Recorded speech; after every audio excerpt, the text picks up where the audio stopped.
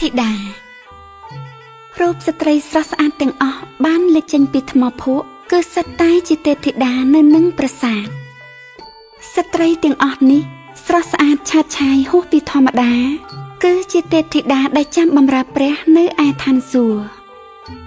បើក្រឡេកមើលមួយផ្លែតទៅទេពធីតាទាំងអស់ស្រដៀងគ្នាតែតាមពិតទៅ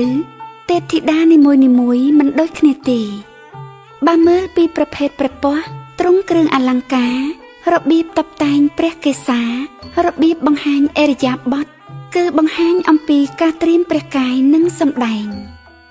ទេពធីតាទាំងអស់មានប្រហែល 2,000 រូបនៅនឹងអង្គរវត្តដែលមានលក្ខណៈពិសេសនិងប្លែកៗតាមរយៈទេពកោសល្យនៃចម្លាក់លោកអ្នកពិតជាធ្លាប់បានឮគេហៅទេពធីតាថាជាអប្សរឬយើងអាន